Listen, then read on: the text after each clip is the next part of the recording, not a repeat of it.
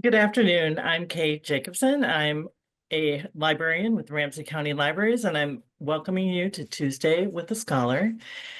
And today we are thankful that we have Georgia Finnegan with us, who's going to be sharing some about the history of ballet in Minnesota. But first, I'd like to say that our program is brought to you through the co-sponsorship between the Ramsey County Libraries and Osher Lifelong Learning Institute at the University of Minnesota. So, Georgia Finnegan, she's spent her career in the nonprofit industry, specifically dance, education, and development. She's been a creative force in the Twin Cities artistic community and is a firm believer that the arts, in partnership with business and corporate support, augment the economy and increase the aesthetic beauty of its community.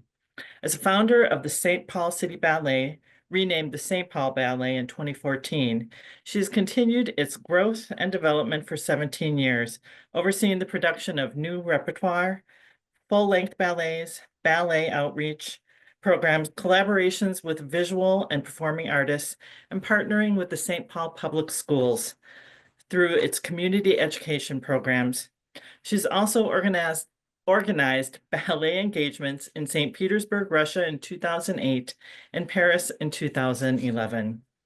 So I'm going to turn things over now to our speaker, Georgia, and she's just, it's going to be, I think, a fun afternoon. Thank you, Kate. First of all, there we go. I can see you, Kate. So I want to thank, first of all, the Osher Lifelong Learning Institute and Ramsey County, the library system, for inviting me to speak. I really love the term lifelong in your title because lifelong means so many things to so many people.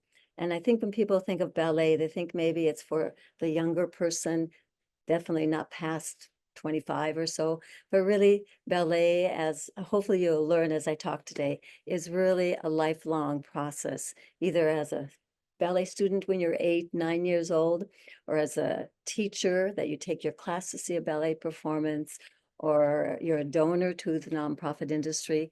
So ballet's been around since Louis XIV time in France. So that's about 400, 500 years. I don't think it's going away from us.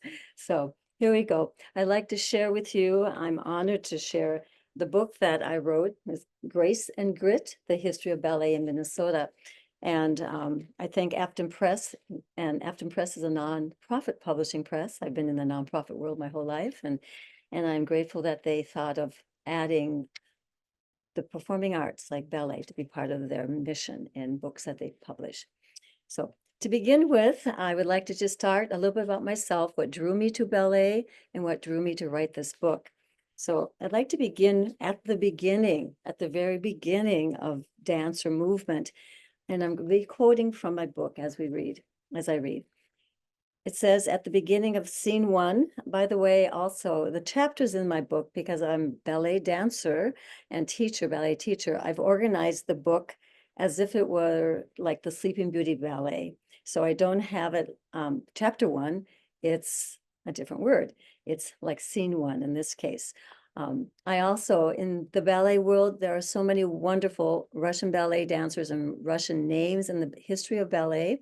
And so they also have French names because France was also the, shall I say, the wellspring of how ballet spread throughout Europe and then came over to America. So I chose to, use their French name instead of their Russian name. Russian names can get a little bit longer or more confusing to read or write. French names could be considered that too, but I also speak French, so that was my preference. Anyway, so at the beginning, I choose Edgar Degas, who was a French artist known for painting dancers. He said, "It is a movement of people and things which consoles us. If the leaves on the trees didn't move, how sad the trees would be, and so would we." So I begin by saying in that very beginning of my book, ballet is dance, and dance is movement.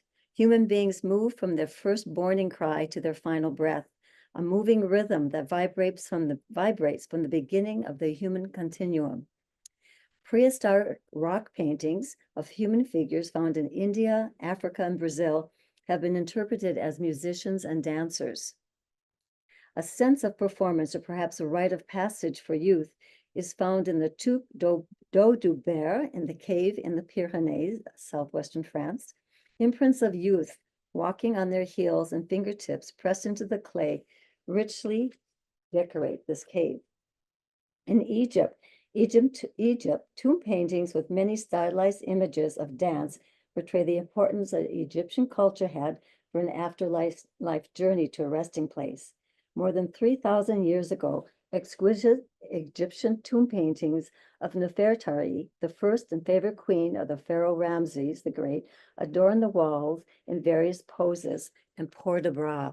Port de bras is a ballet term because the wellspring began in France, so all dance steps are written in French. And port de bras, I hope you can see me, is simply a movement of the arms. If you're sitting or standing somewhere listening to this, if all of you put your arms at your waist level in a circle as if you're hugging somebody or hugging a tree, that's the beginning of this first port de bras. If you move your arms to above your head, oh, thank you, Kay, for doing that. Not way behind your head, but just right by the crown where your hairline hits your forehead. And then just open these arms. The first, like your middle fingers, start like opening a flower. Open it and just bring them down to your sides. And then bring them down to your knees or hip area and just rest. If you've done this as you've watched me, you've actually done a ballet move. So bravo, brava to all of you. So that is, ballet is known for its movement of the arms, the port de bras. But anyway, so that is just the beginning. I just like us to think that we have danced and moved as human beings since we began. And so as you walk during the day, you can actually say, yes, it's a pedestrian kind of a walk or movement, but you move. And that is the basis of ballet and dance. So I'd like to also continue with how I was actually drawn to dance. And from that, I'll read my author's note at the beginning of the book. I have to credit my father. He is the man that was able to get me to dance. And I'll explain that as I read. Here's an image of my father. I don't know if you can see it well. Well, maybe you can't. But anyway, he was my beloved father, but he was also a writer and a musician. And so when I was a senior in high school looking for colleges to go to, I was checking out the University of Minnesota Duluth, University of Minnesota Morris, I don't know if it's still there, St. Olaf College, etc. And my father pulled me into his study and said, Georgia, let's just talk about what you're thinking about for college, university. And I said, okay. And he said, I think I found one for you. And I said, okay, what did you find for me? And he said, look, I found a small college in Winona, Minnesota on the river. I love rivers. And he said, they have a ballet minor. It was the College of St. Teresa. That wasn't even in my radar, but I checked into it. And then to top it off, I did get a 4-year scholarship to the college. That definitely made a difference. I was one of 6 children. And so that is why I'll read in my author's note at the beginning of the book, why my mother said to me, no, Georgia Ann, not at this time.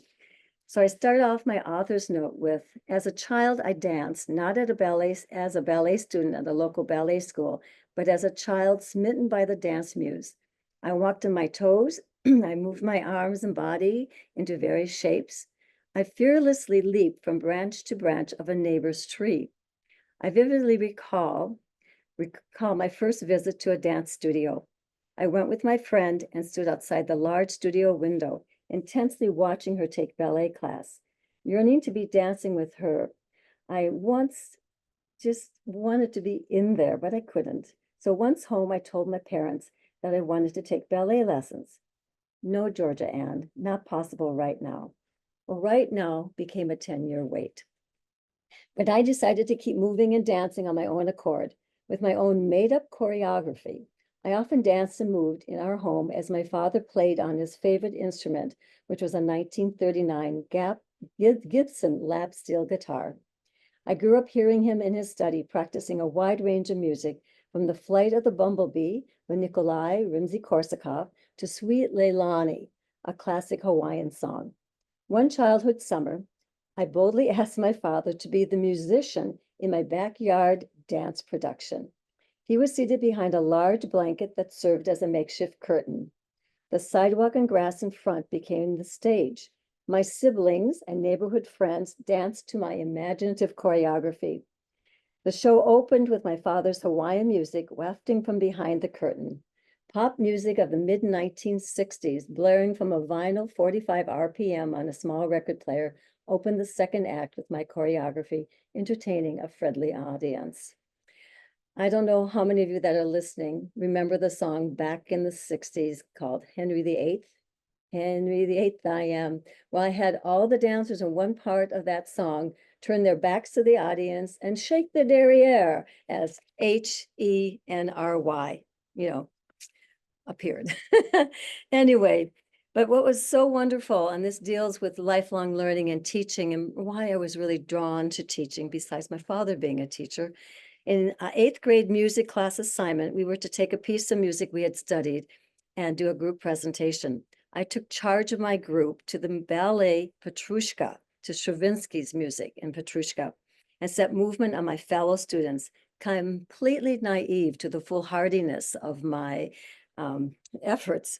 To this day, I'm amazed that I designed dance steps to a story about a traditional Russian puppet show held during a pre-Lenten carnival. I owe a tremendous debt to the music teacher at my West St. Paul Junior High School, who taught me that music and dance have a symbiotic relationship. Michel Fokine choreographed Petrushka in 1911 and said, I wanted all the dancers strolling at the fair to dance gaily, freely, as if the dances were not staged, but came spontaneously from an overabundance of emotion and gaiety. Dance, for me, notably, drew me in with an overabundance of emotion, and my fervor for it has never diminished. So going through, when I got to college, then I did start my ballet as an 18-year-old, sort of unusual for someone that has stayed in the ballet industry since then, as well as the teaching industry. But anyway, in the summer of 2019, well, before that, the founder of Afton Press, who has published this book, was a woman. Her name was Patricia McDonald, and I love books. We had a library growing up in our home. And so I helped her at her different events, selling the books or presenting the books. I helped Patricia. I was a volunteer. And she, unfortunately, in 2017, got cancer. She passed away in 2018.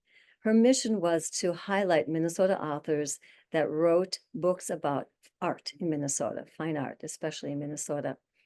Well, when she died, that went out in, of course, the Twin Cities publication industry. And the publisher that I work with now heard about it. And even though he had a separate for-profit publishing company called Calumet Editions, he decided to take on Afton Press. And taking on Afton Press, he also took Patricia's only staff person she had with him.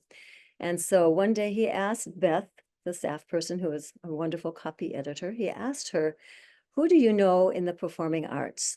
Who do you know that teaches ballet, for example? And Beth said, well, the only person I know, she wasn't a ballet or a theater person, the only person I know is Georgia Finnegan. And so she met me for coffee. She asked me for coffee. I thought, this is nice. I know Patricia. I miss that she's not living anymore, but I'll meet the staff person that I know. And so in the midst of a nice, pleasant conversation at Caribou Coffee, she said to me, the publisher, Ian Gramleys, is wondering if you would like to write a book about the history of ballet in Minnesota. I should talk to her about what was my face at that moment when she asked me, because I was stunned. I was not expecting that at all. It came as a complete surprise, but a pleasant surprise. I paused for a few seconds and I did say, yes, I'd love to do that. That was 2019, summer of 2019.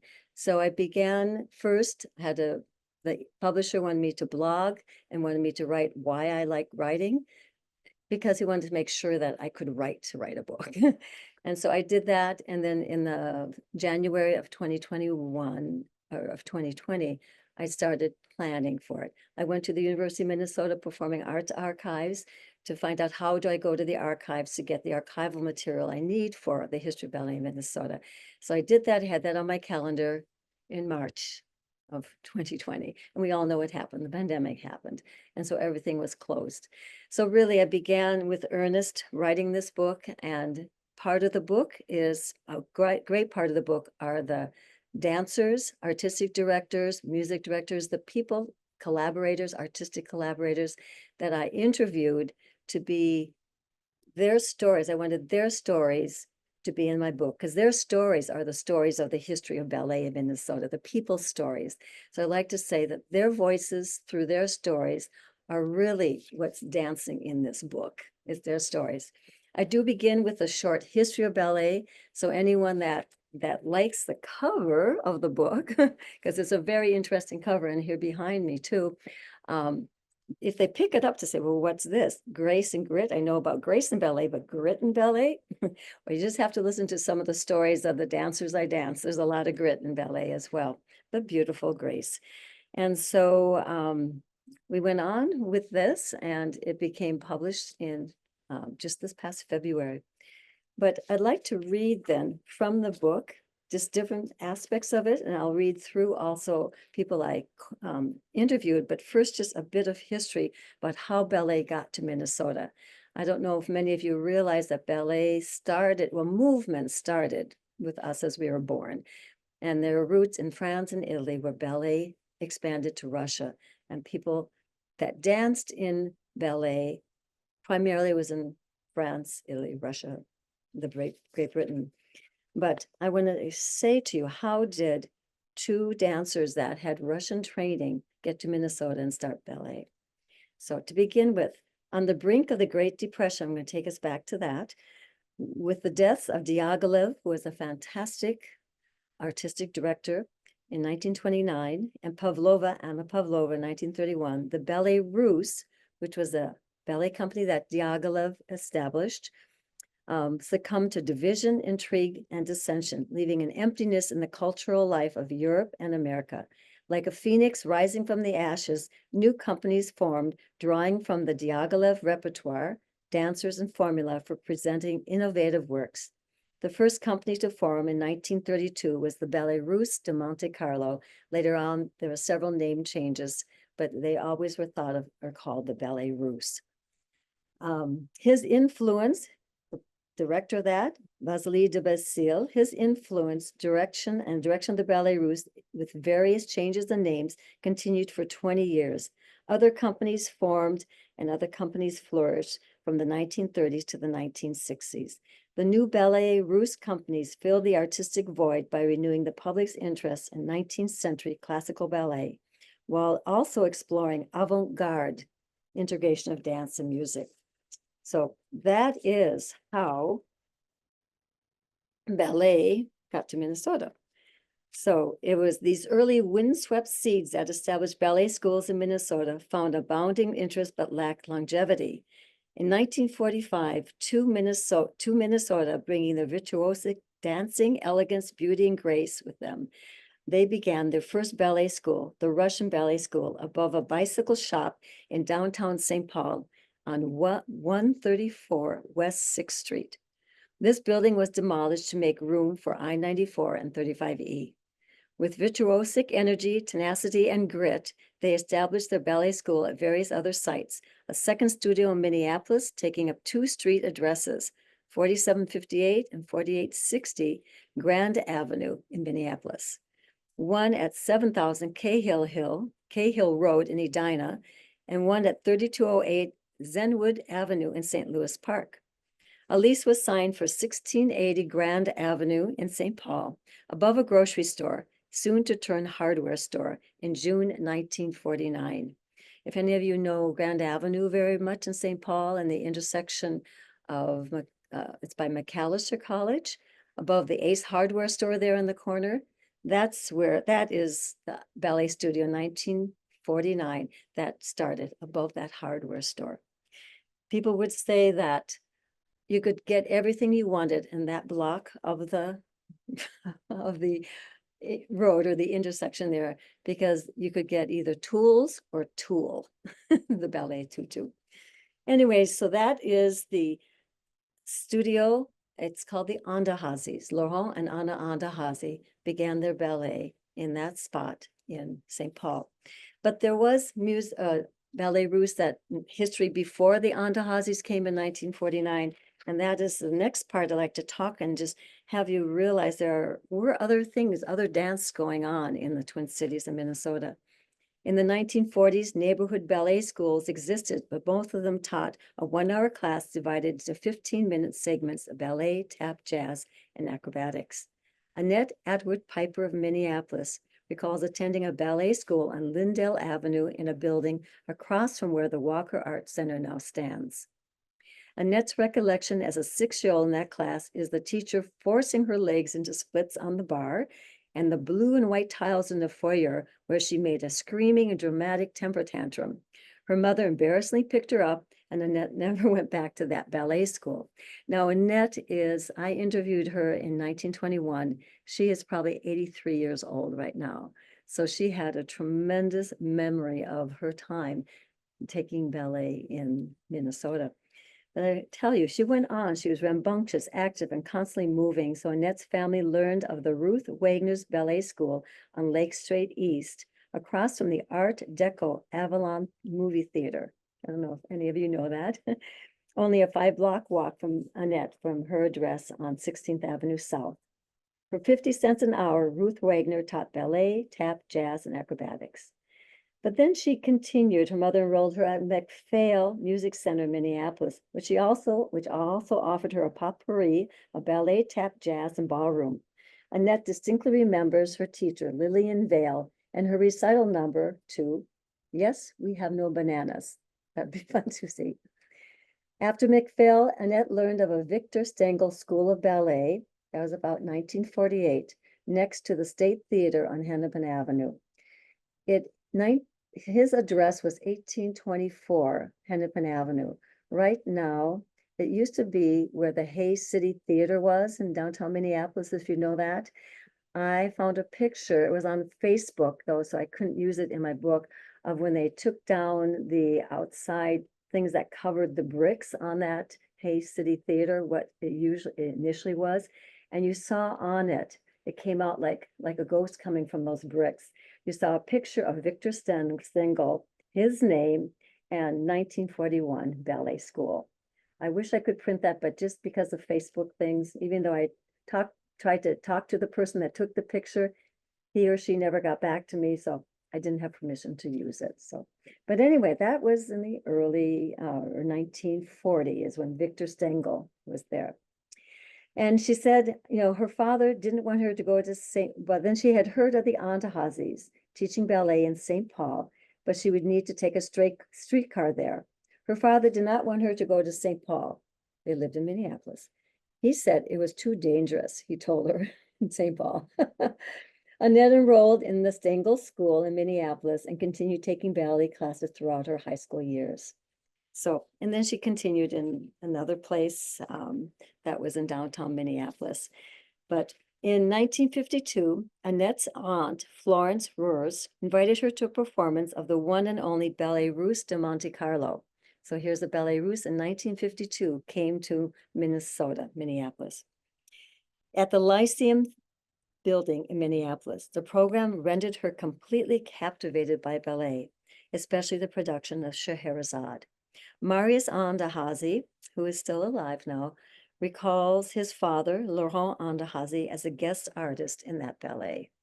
So the Andahazis are the people. If we talk about ballet in Minnesota, there are like 2 pillars of strength that from them emanated many ballet schools. The Andahazis were on the St. Paul side of the Mississippi River, and on the other side of the Mississippi River was Minnesota Dance Theater with Lois Holton. And so, first of all, there is a beautiful picture in here of the Andahazis. There you go. I don't know if you can see it. But anyway, they both were Ballet Russe dancers. And Laurent Andahazi was a wonderful equestrian. He was a gymnast, but his gymnastic teacher, he was from Ohio. His gymnastic teacher asked him to consider taking ballet lessons. So he started ballet lessons because of his gymnastics teacher. And then in 1936, the Ballet Russe were in New York City. Anna Andahazi, who eventually became his wife, lived in Rochester, New York, taking ballet lessons, but she took the train down to New York City to see the Ballet Russe de Monte Carlo. She was so enamored, and she was quite bold young woman. I think she was just 16 at that time. After the show, she forced herself backstage to talk to the artistic director.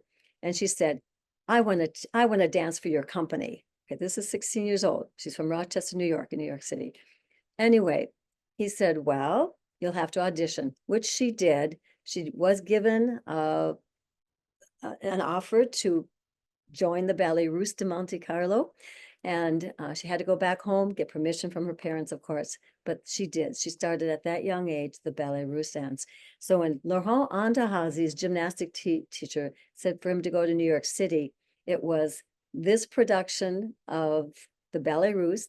The production they did is called Choreotium, and Anna danced in that. He was so enamored. He saw this woman dancing, and he thought, I'm going to formally join ballet in order to pursue the ballerina.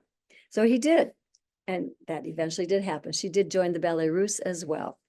So, but what's so interesting about that, and that comes out in the book about the Andahazis, um, they got married in 1941, but then we all know, or hopefully know, that at that time World War II was happening. And Laurent Andahazi was drafted into World War II, the European theater, quite a different theater than what he was accustomed to dancing in. And so Anna Andahazi decided, she stayed home. She was pregnant, about to deliver their first child. She lived with her parents, stayed home, but after her baby was born, she decided she wanted to join what was called the Foxhole Ballet. I never heard of that, but it was Marius Andahazi that has a plethora of everything from his parents. He shared with me 3 or 4 boxes of things, and that's how I found out about the Foxhole Ballet. The United Service Organizations. I did take out a book about that, and yes, there was artists, of course, that played for and did dance for the army, the soldiers. So she did. There's Tatiana Semenova, who is a former Ballet Russe dancer that she knew. She contacted her, and she did join the Foxhole Ballet. So for several years, she went to do that because she wanted to find her husband. She wanted to see if her husband Laurent was still alive. In Germany, they did find each other. Boy, and I have a picture in my book of them on top of a tank. Let's see, I can't find it right now, but on top of a tank in Germany. She did find him, and the rest is history. They both joined when they got back to America, started their ballet company. So that is a little bit about the Andahazis. If anyone that's listening in the audience knows about them, or if you have a question, I think Kay would be okay if you want, and I can answer that question right now, because then I'll stop and then skip to the other side of the river and talk about Minnesota Dance Theater and Lois Holton. There's a lot to say with that too. So are there any questions about the Andahazis? Not at the moment from anyone, but I'm just finding it interesting. I've never heard of the foxhole Ballet. belly Oh, either, and on the the picture. things. Okay, I don't know if you can see it on top there of you a go. tank. Yeah, isn't that But amazing? And there's not so many stories like that that we just aren't even aware of all. from the past wars in terms of things that happened with the USO, things that um Absolutely. And I never heard of that. It hadn't been for Maris Andahazi to so openly share all of his parents' information with me. He also shared, and I don't know if you can see this, for one of Anna's birthdays, he gave her a compact. And on the compact, he had every city that she had performed in with the Foxhole Ballet. And also there's, of course, some dancers that did not survive. They performed in, at the front lines for the for the soldiers, and I'll read what I say about that. Let me see. Okay. Her ballet Russe career ended in a war-ravaged Rome, and 28 performers from many various camp shows perished during their service. As artists and entertainers, they knew that the show must go on. So, and they were, just absolutely, she said at one point they wrote, hope, she danced and hoped to see she searched the soldiers' faces, hoping to see her husband, Laurent. And the general, Anna met Laurent's general, and he told her that Laurent was on the front lines. Before victory was declared in Europe in 1945, when the Vauxhall Ballet was performing in Germany, at last Anna found Laurent. His general, impressed by Anna's courage to defy wartime dangers and continue her search for her husband, arranged for them to get together, that she'd be in Germany. And it was, they traveled in B-24 and B-25 bombers to go from spot to spot. So it was really a service that they did for the people, for the soldiers.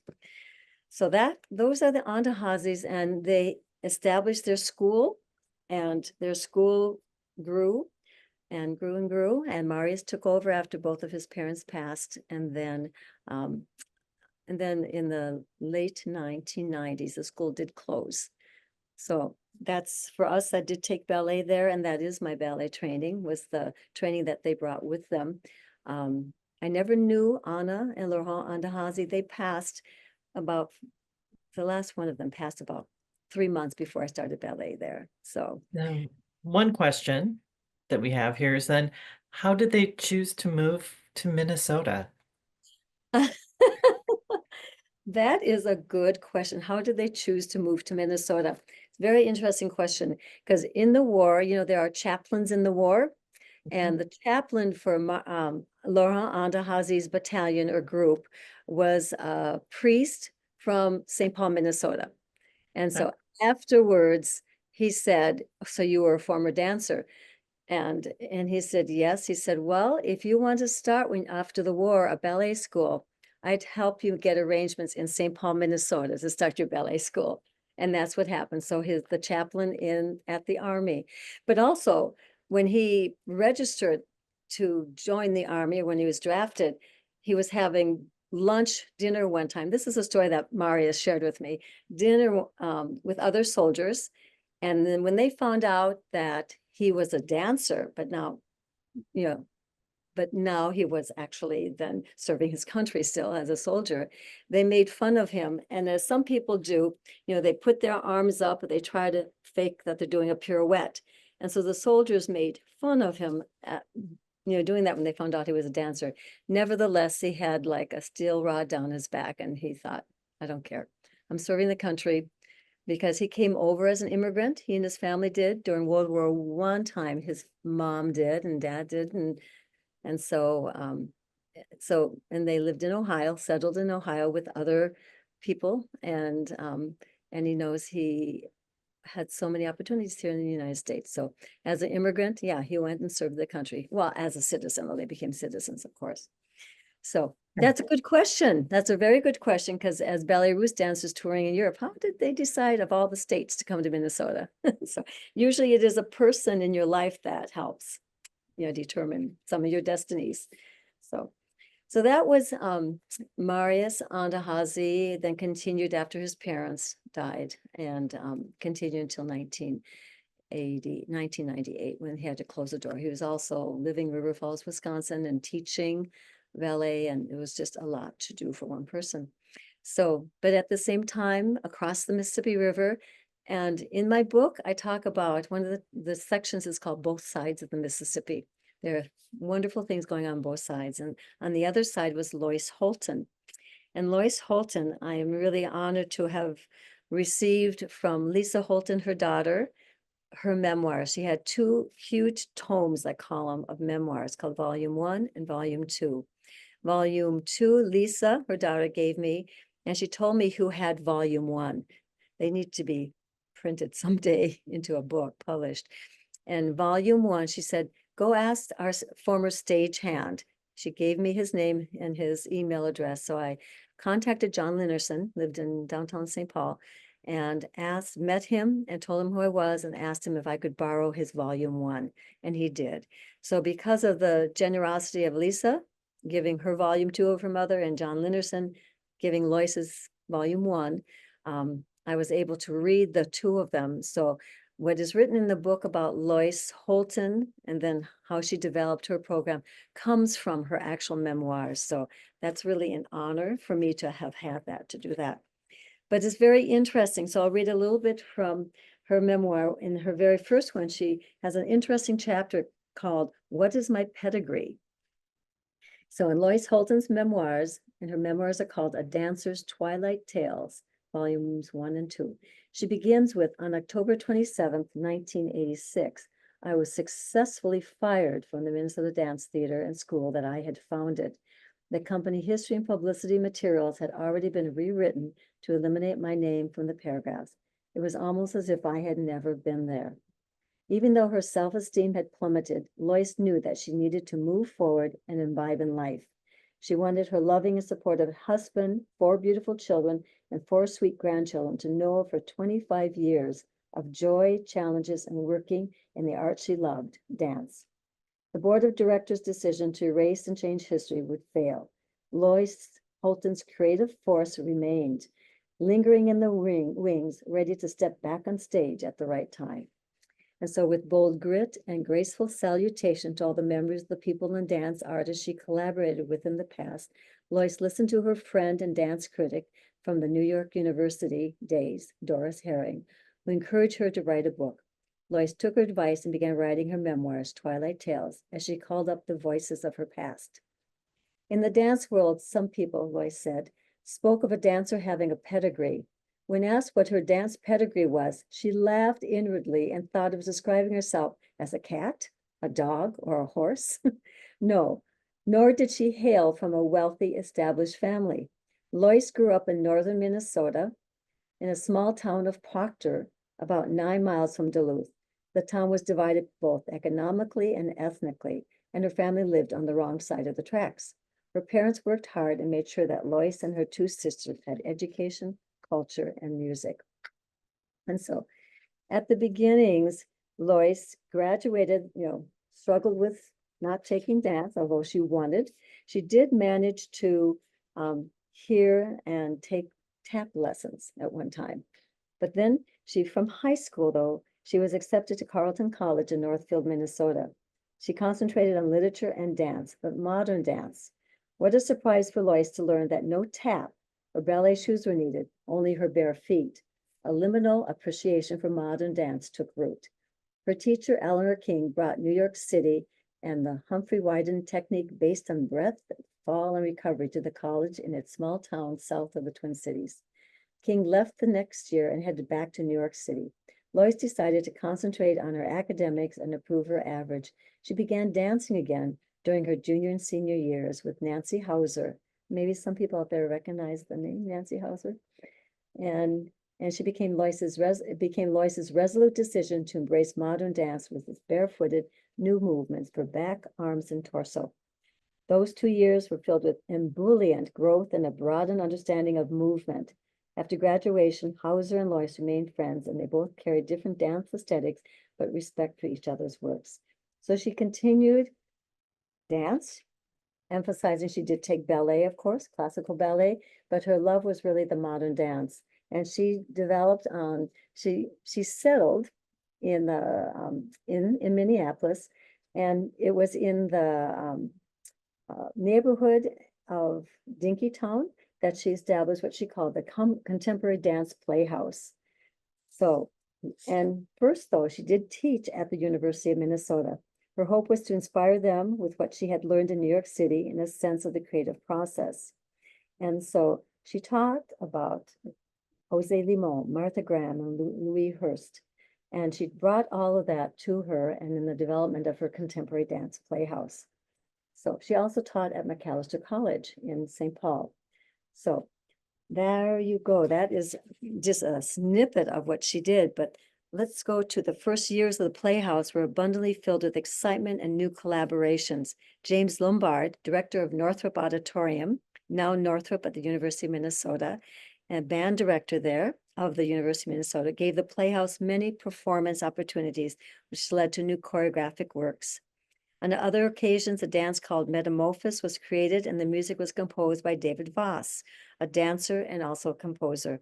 And she went on, a dancer, Kathy Goodall, could not escape from her costume one time. She was dancing for Lois Holton, and she couldn't escape from her costume. So she had punches and gyrations to get out of it on stage, and it brought bravos from the audience.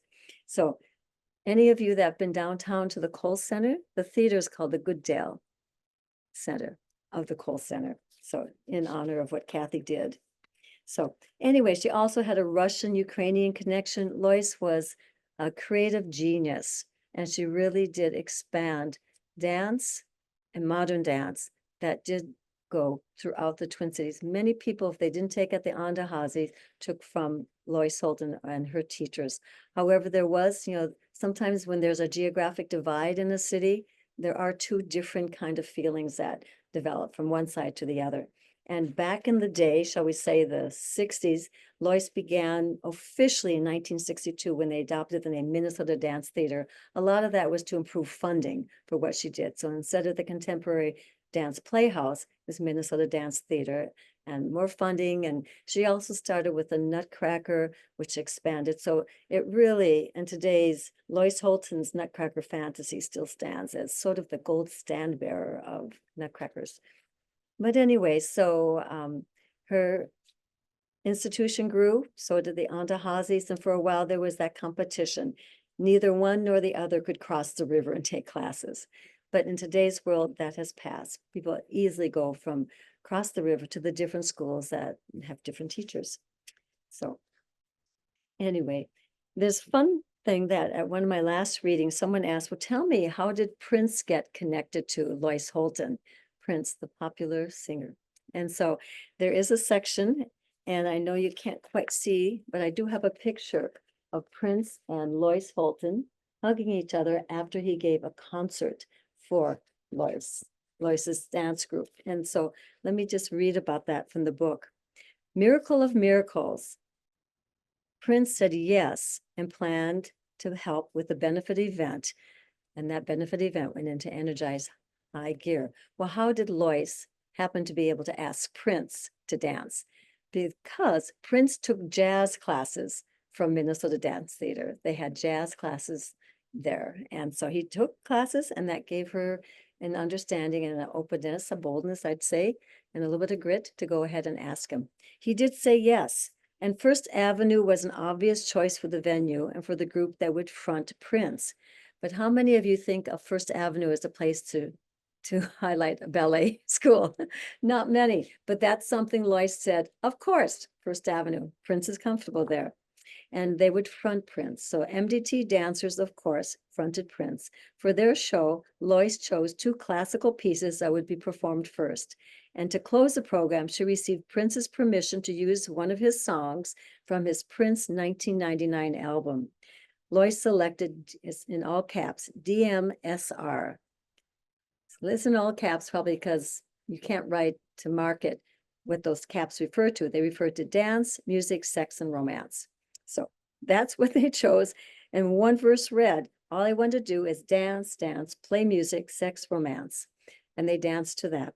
DMSR was the closing piece for the MDT dancers. Most of the song had inappropriate words for a general audience, but its rhythm and pulse drew increased excitement from the crowd, ready for the big act to follow. When the curtains finally opened and Prince stepped out on the stage, coiffed and costumed to the hilt in his high-heeled boots, the audience applauded without restraint. He began singing some songs he created and composed for his forthcoming movie, Purple Rain. So there at that venue, First Avenue, and for a benefit for Minnesota Dance Theater, he gave them a sneak peek to his forthcoming movie, Purple Rain, and the music for that. Prince did not do anything outrageous, but he did dance sensually, like Nijinsky in Afternoon of Fawn. When you read the first part of my book about the history of ballet, you'll read obviously about the Afternoon of Fawn. Nijinsky, a beautiful, beautiful, exquisite dancer, which was the fawn in the absolutely gorgeous music, Afternoon of a Fawn. But at the very, very end of the music, there are maidens and there's the fawn that finds these maidens and the fawn finds the maidens. And at the end, one of them accidentally leaves a scarf. And so Nijinsky's movement at the end of the piece, the audience thought it was too sensual. Okay, this was in the early 1900s. And they rioted. It's called the riot that happened at the ballet. They rioted, they shouted, they booed, they left the theater. It was quite an interesting pandemonium that broke out in the audience. They reacted viscerally with shouting, booing, and stamping the feet to Nijinsky's performance. The First Avenue audience instead cheered Prince again and again. So, but if you talk and if you read in the history books, Nijinsky said he didn't have any thoughts of that. He was just moving, just doing the dance to the music. So it's very interesting. That was brought back, and in the picture, Prince and Lois are hugging, and Lois gave him some roses, and one of them was a purple rose in honor of him. So, so they developed, they continued, and Lois passed away in the early 90s, and Lisa took over. And I do have a couple things I like to read from about Lisa. I did interview Lisa and what she had to say about her mother. She said, "What I remember most as the little one taking classes in Dinkytown is that we were not just inspired, we were fulfilled. David Voss and my mother taught such creative classes full of imagery, learning and talking about music, doing locomotive patterns, a traveling bar across the floor. We were having so much fun. I was excited for Saturday morning class, and I remember once being a turtle. We were learning much without realizing it. David Voss had extraordinary talent, and he was a great colleague with my mother, full of laughter, music, love, and joy." And then she also goes to say, "I have fond memories of 3 comments when I later danced at American Ballet Theater. Anthony Tudor came up to me and said, 'You listen to everything I say.' And the Mikhail Baryshnikov, Misha, as Lisa calls him, followed Tudor's statement and told me, 'He just gave you a compliment.' Tudor also once told Lois Holton, 'I'm so glad you went through the pain of childbirth to give me your child,' Lisa." So anyway, Lisa danced for Stuttgart Ballet. Glenn Tetley invited me to join. I remember one of my first classes. When I walked into the studio, I noticed a small woman with short legs in the corner, the most ordinary woman I had ever seen. I felt compassionate for her. Then she got up to teach the rehearsal. At that moment, she took over the world with her soul. She made magic. I learned that she was Marcia Hayday, one of the great ballerinas of post-World War II era. In the early 1960s, she and John Krenkel laid the foundation of Stuttgart Ballet in Germany. So Lisa was the artistic director after her mother passed of Minnesota Dance Theater, and it was just this past year, so you're hearing history that has just occurred, that in March that the company abandoned for a while because of some economic decisions. The school keeps going, and Lisa is like an advisor, but she's not head of Minnesota Dance Theater anymore. She does have cancer, so there's an important reason to have to pull back a little bit what you love and do 7 days a week, many times. So that is Minnesota Dance Theater. What I found when I interviewed dancers and artistic directors, so many of them had links to Minnesota Dance Theater, to either Lois or to Lisa or to one of their teachers. Others had links to the Andahazis and his family and their teachers. Myself, I ended up dancing on the Andahazi side simply because I heard in the dressing room, I was also taking from Joe Savino. Joe Savino, if any of you know St. Paul and the Ramsey Hill of St. Paul going down, at the bottom is a church. Well, Joe Savino had one of his ballet studios in the church there. And he was a former Andahazi dancer. Many former Andahazi dancers went on to have other companies. So someone told me just just told me about the Joe Savino in St. Paul. So I took classes there and I loved it. He was a good teacher. He was a little strict. At one point after the bar doing center work, he didn't like how I'd done it. So he had me do it in front of everybody again. I didn't like that about Joe Savino, but fast forward a good 15 years later, I had a chance to meet him. He came to the Twin Cities to do some master classes.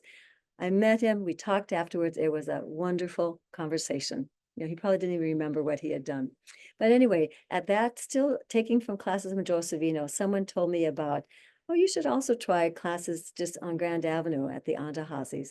So I did that in 1986. I walked up the stairs, opened the big, I call it like an Alice in Wonderland door. You open it and you walk in and it's a different place. And I started taking classes from the Antahazis until the school closed. So that's a bit of my dance history there. Besides leaping from tree to tree and dancing to Henry VIII, I am. So anyway, so much of the book then continues after I talk about the history of ballet, the Antahazis, and then Lois Holton, and the rest is stories about all kinds of dancers. I do have one, I think, since the University of Minnesota is so good with their dance program, I'd like to tell you I interviewed Carl Flink, and director of the Department of Theater Arts and Dance, College of Liberal Arts, and artistic director of the Black Label Movement. And so I'll just read a little bit from my interview with him. It was quite a long interview, not all of them as long as his, which ended up being 3 pages, but it was well worth it. He was delightful to talk to. We could have kept talking. But this is what Carl said about his background and what drew him to dance. Carl, raised in a home on the Isthmus area between Lake of the Isles and Cedar Lake, is a Minneapolitan at heart. He played soccer as a youth and always wanted to dance, but I was a sports guy and a good student. He never imagined that he would become a dance artist. In high school, he mentioned to a friend that he was interested in dance. Later that day, a group of athletes surrounded him at his locker, expressing their concern that he was interested in dance. Carl continued playing sports and never followed through with dance while in high school. He began post-high school at Carleton College, but the college was not my cup of tea. He came back home after his freshman year, took some time off, and then decided to go to the University of Minnesota. He visited the campus, picked up a catalog, and saw the dance offerings. He signed up for a class and loved it. It's kind of funny to think about a course catalog being life-changing. At 19 years old, he went from that one class, and within a month, he was dancing between 38 to 40 hours a week. Bonnie Mathis and Susan DeLange were his ballet teachers. He performed in a number of DeLange and Dancer studio performances. Bonnie Mathis would bring him to Ballet Art to do partnering. In fact, what he enjoys most about dance is its physicality, especially the art of partnering. I graduated with a degree in political science and women's studies and 3 classes short of a major in dance. Carl laughed, calling himself the barbarian out of the north who decided to become a dancer. What amazed Carl was that Bonnie Mathis delighted in me. He believes that Bonnie was in some way a pioneer in the ballet world and opened up new thinking of ballet in the 21st century, a step away from the ballet hierarchical and aristocratic heritage or lineage. She looked at ballet as a physical form, and she helped Carl find dance within my body. She would tell Carl, I want you to be right where your turnout is. We'll expand from there. So Carl continues to be the artistic director of the theater and dance departments at the University of Minnesota, and his career goes on to say what so many influences that he has had. He also has done a lot of TED Talks, and you can see his TED Talks. They're, hearing about them, I haven't yet watched them, but hearing about them, his one TED Talk talked about a concept they had of body storming. So it's very interesting what he does and how he expands to a broader audience that dance can be a lifelong learning in many different ways. There's something else I wanted to say about Carl. Yes, when I emailed him to ask him to be interviewed, his email back to me was, thank you for this invitation, but I don't do ballet. I said, Carl, I know you don't do ballet, but so much of ballet is the basis of so many dancers. It's like you learn how to play piano by learning the notes and where you place your fingers, and then you go on to do fabulous work. but you started off just very basic. And so often ballet, classical ballet especially, teaches some basic forms of movement. It also trains your muscles to turn out as well as turn in. So if you ever have a choreographer and you're doing a modern dance, but in the choreography, he wants you to turn out and have your extension be to the right or left high, you know, dance, having both classical and modern or contemporary ballet gives you an expanded vocabulary of dance that choreographers can work with. So almost, I would say every professional dancer has had some ballet at least. So anyway, going on. So I also continued in Carleton College. Mary Moore Easter told me someone you should interview her, and she has a tremendous background. Again, a lot of it is in dance and with dancing for the Nancy Hauser, or visor for the Nancy Hauser Dance Company. I also have a section on apotheosis, I call it sacred dance. Some people use sacred dance in their way of expressing God or the awesomeness or the spirit. And they use dance to do that because they are just moved to dance. And so, boy, there's so much I'd like to also tell you, but why don't you ask me some questions now and maybe I can give you more. The book, other than the book, you can get the book from Barnes and Noble, you can get it from Amazon. But The if you are, library. or the library, yes, read it in the library. Thank you, Kay. You could definitely read it in the library. In fact, someone, Kay, in, I think it was Fergus Falls, maybe, I forget where, I got an email from them and they said they went to the library and they saw my book in the library. And they told me, I mean, so it was outside of the Twin Cities. So I forget which library system that was, but it is right. So you don't have to buy it. You definitely, that's why we have libraries. There's so many books. If you do want to buy it, I always felt I grew up with my father's most precious books were the ones that the author had signed. So I'm willing, and Kay can give Kay information. I'm willing to call you to connect how, if you wanted to, I could definitely sign a book. So that's always an option. That's a bit of my father coming out in me, I think. So, yeah. So one of the questions that I have is, I know we have dance companies and we have ballet companies here in the Twin Cities. And how did the pandemic affect those and how have they come out of that? Because that's part of the history now of um, dance, unfortunately, the That's good and right. the bad with that.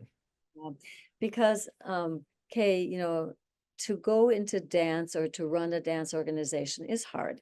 I often say that because the nonprofits, most of them, not all of them are nonprofits, but the ones that are nonprofits, they're sort of at the bottom of, I call it, I actually have Native American background, so I use the totem pole in that sense.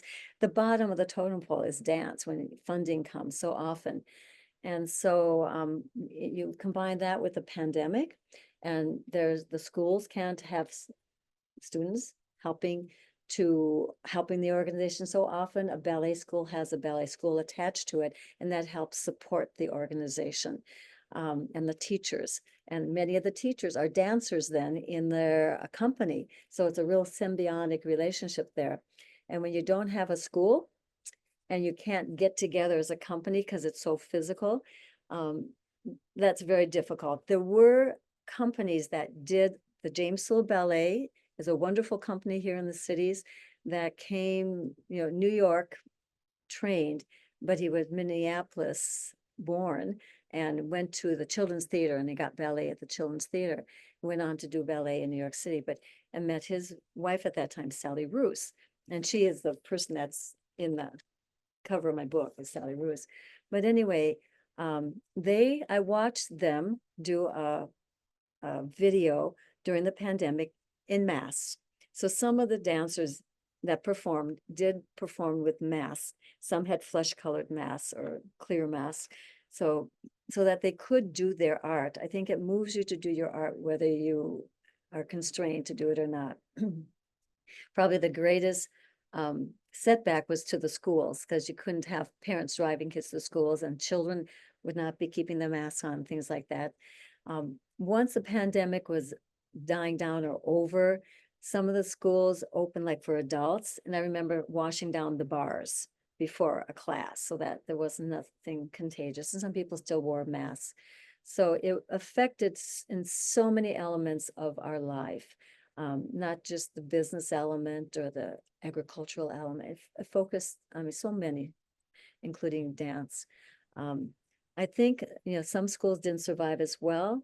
Perhaps I can't speak to that because I wasn't doing development for Minnesota Dance Theater at that time, though I did work with them for 2 years.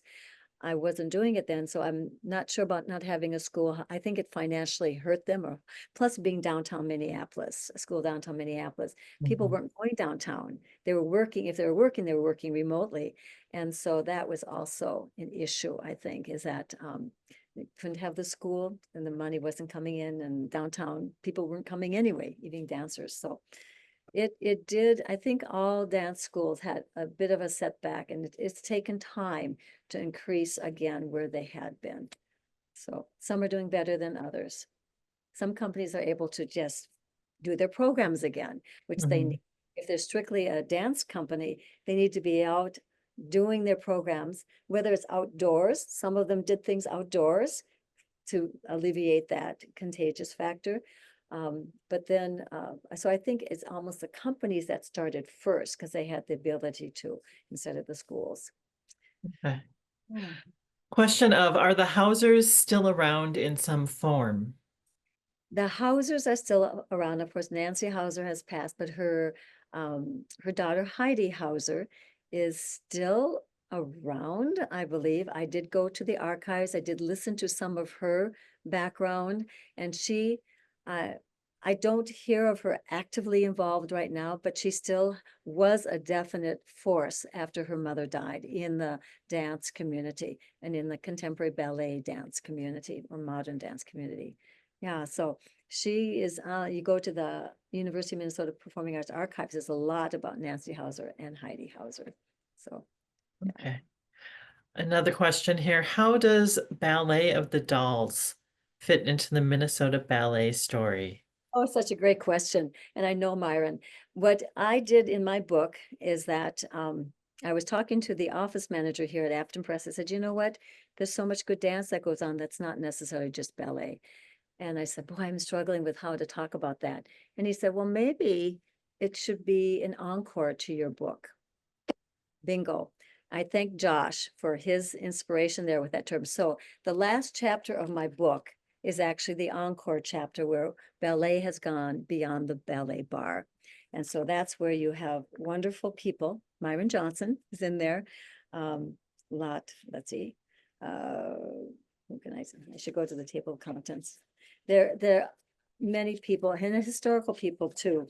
So you've got, oh, modern contemporary dance. I just have it. Well, like Mary Easter Moore, you have her. You've got Barbara Barker Warner, former director of Department of Theater Dance at University. Robert Bob Moulton. Those you could only get through archival reasons or research. Gertrude Lippincott. All these are people. Listen, John Munger, Nancy McKnight Hauser is in the book. Margaret Dietz, a dance artist and choreographer, originally from Germany. Matthew Janjescu, founder and artistic director of Arena Dances. Colleen Callahan, a dance educator. Me being education background, you had to have a dance educator in there. Okay. Jim Leibethal, Karen Long Charles, artistic director and executive director of Threads Dance Project. So you have Helen Hatch, dancer and choreographer. Myron Johnson, theater dance artist. I had them, how would you like you to be called at the interview? He said, theater dance artist. And a very fun picture of Myron. There to give me their pictures, So Anna Bennett. So those are the encore chapter where ballet beyond the bar has gone, and that's well accepted too. So yeah. So in terms of Ballet of the Dolls, I'm not that familiar with them. They were around until what, like 2013. I just kind of did a quick look there. Um, how did they go contemporary? Did they go, I'm I've just kind been of, to ballet performances, and I think it is a blend of contemporary dance and theater, very theatrical, very okay. theatrical. And we'll keep talking, but I'm noticing that I have a low battery. So we're going to keep talking, but I'm just going to go plug me in. Okay. Okay. Yeah. Because I don't want to miss any questions. So Yeah. I will say that if you have the opportunity to look at the book, um, you can see another fabulous photo to the left of Georgia there that are in the book, and the photos really are, they do make up a good part of the book in terms of just visualizing um, dance, which I think is a important aspect of the book, is to be able to see that and to think of the Ace Hardware store Yes. and the ballet going on upstairs, and just that contrast of um, the everyday Yeah. and then just everyday life going on, and then having that creativity going on upstairs is um Amazing. yeah. People, LA classes often have so really great classical or a pianist that plays the music. So you don't have to worry about getting the right track of music on the phone or something or on a recorder.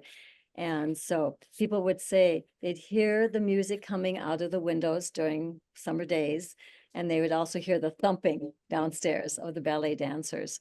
So yeah, it's not, ballet happens and dance happens in places where they can make it happen.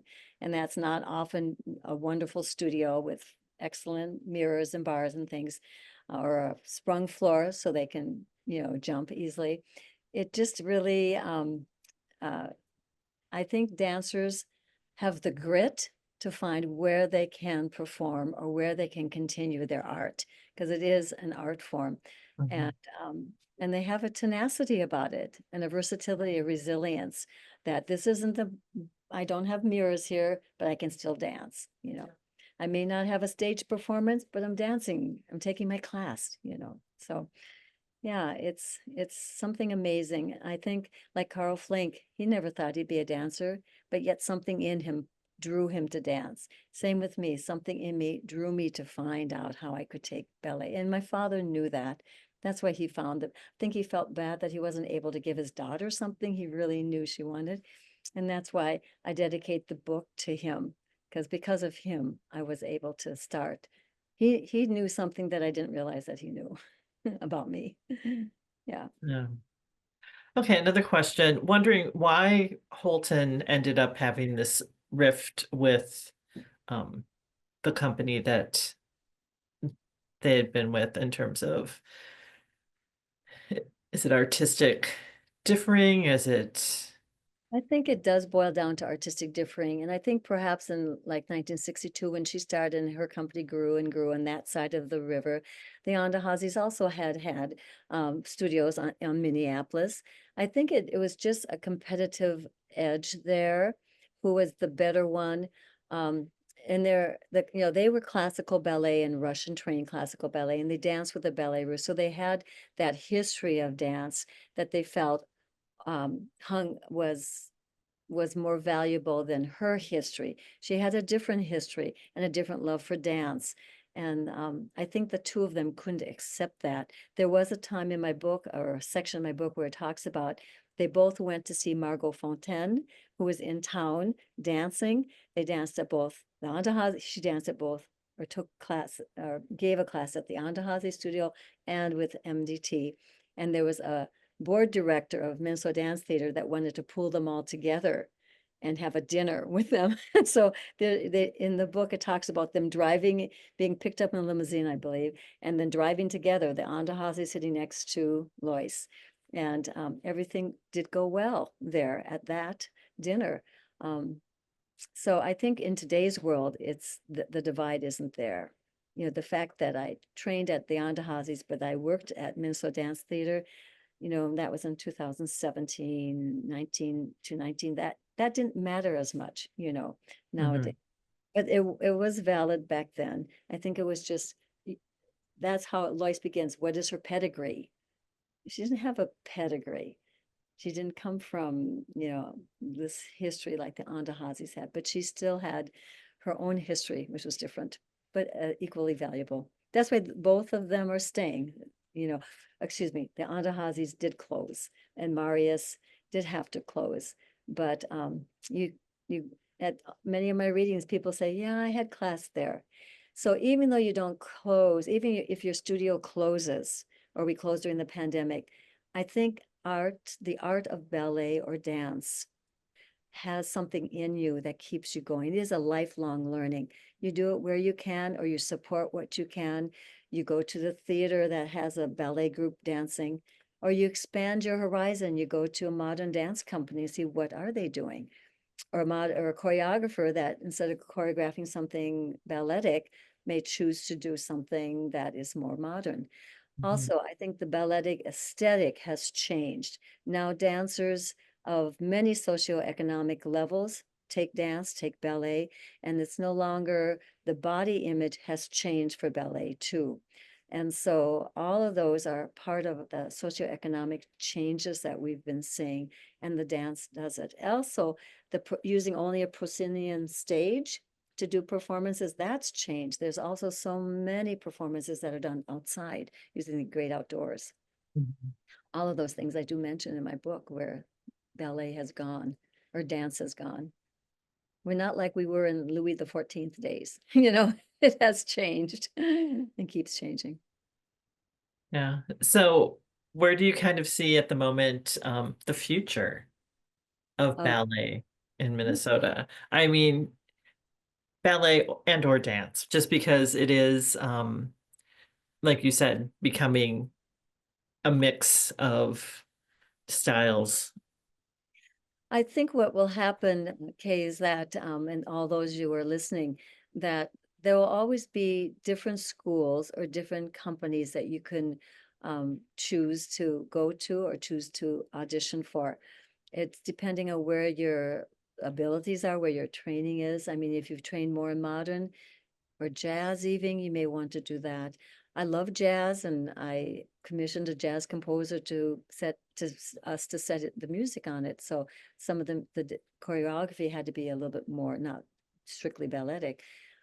So I think there is just an openness to difference that needs to be happening, and I think it is happening in the dance world. And in the Twin Cities, especially is the epicenter, I think, of dance. There is dance, of course, Minnesota Ballet up in Duluth, and in central Minnesota, Karl Stroya and other dance schools, southern Minnesota. There is dance and ballet schools all over our state. So I think a lot of people choose locale, a school that's closest to them. Parents may look at the finances to take dance lessons. Um, I started an outreach program when I was in charge of St. Paul City Ballet, because I was one of those little ones that would have taken ballet classes if I could have. And Mhm. so I think a lot of companies also have some kind of an outreach to others, and that expands it. There's also uh, just different, again, people, different colors, different body types that also are part of um, the ballet aesthetic, and then definitely the contemporary aesthetic. Yeah, so I don't think it's going to go away, Kay. I think it's been around for such a long time. Right. I don't think people will let it go away, because if there's also social dancing, there's Hmm. dancing always of some kind. There's the hip hop form of dancing now to classical music even. I mean, that's something when I watch some of that.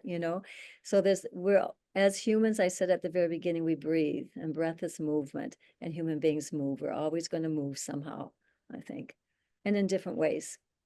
Yeah. No.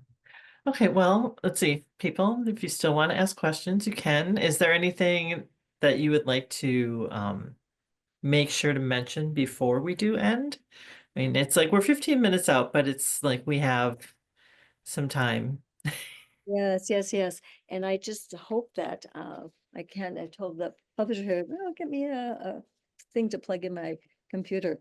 But let's see if I can think of anything more. Yes, I do. Thank you, Kate.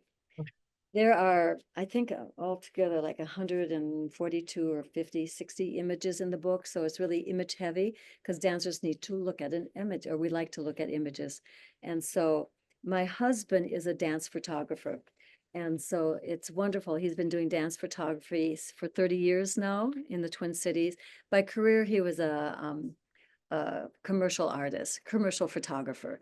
But dance always moved him. So on weekends, the word was out that he was a great dance photographer. You know how there are sports photographers? Well, he was a great dance photographer. He loves dance. He says, I was a wannabe dancer. He took classes at the University of Minnesota, college classes. And when he first started there, he saw it said Department of Dance. He said, what? You can take dance at the university level? If he had known that, he probably would have gone into dance. But he went into photography, so he's a photography artist. And on weekends, he started with James Soule Ballet. They were just in town from New York City, and he received a phone call because they got his number as a photographer, and he talked to Eve, it was at that time, and said they were looking for a photographer. Does he have anyone he could recommend? He said, well, you could recommend me. And so with that James Soule phone call in 1992 or 3, it was, he started doing dance photography. Started with James. So the picture on my book, all of these images like this are his photography, and do you see that? Yeah, the image of the picture behind me, that's all his photography. And on the back of the book, I don't know if you can see it, it's Abdo. Abdo is a Latino beautiful dancer that's still dancing here in the Twin Cities on the back cover of the book. So Eric, because he has so many images I could choose from, he did everything so that they were print ready. In order to be print ready, if something it was called a 72 DPI, he had the software to change it to 300 DPI so that it'd be print ready. And everything if there was he did not change any dance image. So he didn't make a leg higher or anything like that. So nothing is changed, just cleaned up, maybe lighting or something like that. And so I was really fortunate to have him do that, because all the images that I had would have cost a fortune if we needed to buy them. Some of the historical images in the history part of the book, we did need to buy the historical image, like the image of Louis XIV by the artist. So there was some expense for images, but not a lot. And then he was able to just really make sure that they looked good in the book, like the table of contents. There's an image that the dancer has a cloth flowing behind her. So the dancer is on the left side of the page, and the cloth flows into the title of the book. So things like that he was able to do. Yeah. Okay, now that we have it, thank God for iPhones, thank God. Technology. Yes, and I had it charging up last night, my computer, but I don't know, maybe it didn't charge enough. Who knows? But so, any other questions that anyone has? No, we had a lovely thank you for the interesting presentation, and yeah, I'm glad that things worked out how they did in terms of timing for speakers, because nice to be able to focus on something with beauty and grace, and after a very active um, political season, and just Yes, nice to just get a respite from politics for a while, right, and focus on creativity and that is here, that in our own backyard, that we don't even always know about. right. And Kay, I think that artists of all disciplines, whether it's dance or visual or anything, that they always are around and they want to just share their art with people. And I think that is what helps us all get through during some difficult or conflicting times. I mean, you know that I'm sure many people have heard that during the years of World War II and in Germany and in the concentration camps, they found people drew their drawings, and you just use your art to get through. And writing, and book. I never had heard of a book artist until I got involved with Afton Press. Mhm. And so, because writing or journaling for people, I mean, that's a way of also expression in a different kind of artistic sense. So, I'm just really pleased to know that there's a Lifelong Learning Institute that really helps people know more about what can help in lifelong learning. Mhm. Um, like I believe I mentioned, I teach once a week ballet still. Maybe I didn't mention, I had a reading last night too, but um, they said it to them, but I said the women are all 50 and 60 years old and they're still doing it because as we are humans, we're meant to move. And I think we have to try to keep moving as long as we can, Mhm. getting into our senior years, so to speak.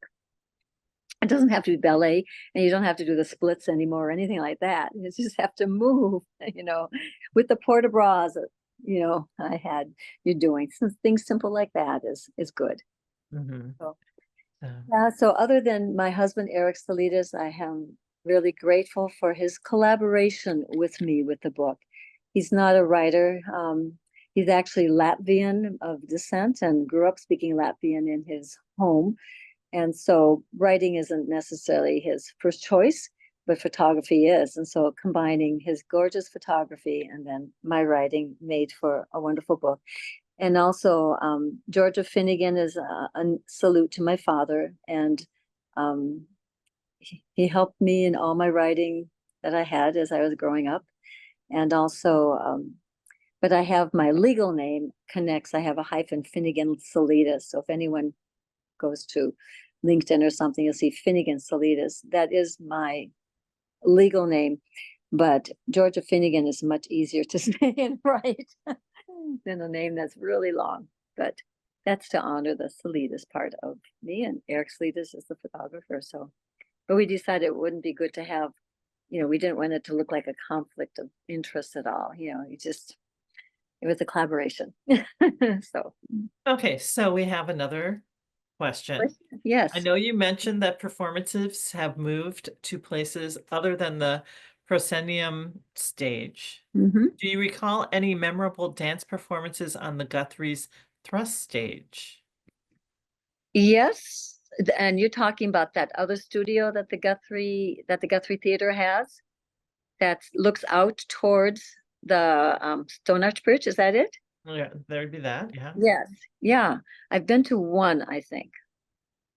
I remember being not in the main stage though. Okay. Would that be it? Or is that Yeah, well, just the Guthrie itself, having a thrust out stage, like being dancing in the round, I would right? almost kind of think would be, um, Yeah, I'm sure I have. That sounds familiar. I can't say the name of the play or anything like that, but I'm aware of that. Um, yeah, is it with a lot of glass around it, or is that no? um, I'm not sure, but it's just I suppose any dance ballet on a thrust stage would be so different from what we think of as classical ballet. Right, And right. um, Yeah, I think a lot of the classical ballets are the story ballets. People think of the story ballets right. from Sleeping Beauty to Scheherazade to the Nutcracker to that. But classically trained ballet dancers do a lot of more contemporary ballet. That's what we call contemporary ballet, which is a bit different than modern dance. The Mhm, two different kinds of um, use of the body. right. So I believe that probably in the general audience, when you say classical ballet, they think of the story ballets, not Mhm, realizing that classical ballet is in the bodies of dancers that are doing modern dance. Um, but I don't know if that means that classical ballet studios are declining. I don't think so. I think there's always going to be an interest in that. Uh, right. People want to dance sometime, the Waltz of the Flowers and the Nutcracker, or they want to dance a solo role in a story. I think there's that desire sometimes. So classical ballet training, I think will definitely be there, and performing, I think it will. I think. Right. I hope that I live long enough in the next 20, 30 years to actually see ballet continuing. But continuing in contemporary dance and modern continuing, Mhm. I go to all those. So, yeah, Okay, yeah, because I just think of like how the Nutcracker here that we see in the Twin Cities is generally the Lois Holton. right, right. There are several nutcrackers because really it's at the holiday time that a general audience usually will spend more money to go see a performance, whether it's theatrical like the Christmas Carol or the Nutcracker. And so I think ballet studios have done some kind of holiday show, if it's not the Nutcracker, just because they know that um, people want to see a holiday performance. I think that's part of who we are in America. I Mhm. mean, in other countries, it's not necessarily that way at all. So America is just a bit different in that regard. So, okay, well, we are just coming up on 2 o'clock, and Okay. it has been just a lovely chatting with you and having you Thank you. share your knowledge and the process of what it took to collect and these stories and share them in book form. Um, Good for us to learn that too, besides more about dance. And Right. Yeah.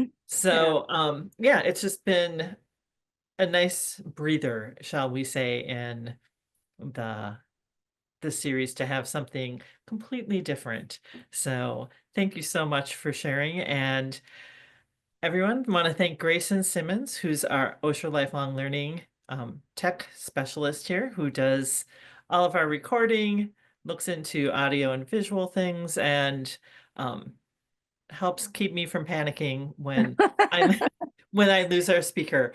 But yeah, we thank him. We will be getting this up on the Ollie website and YouTube website and sharing this also on the library's website. Oh, We'll get wonderful. that up as soon as we can, and we'll make sure to share that information with people.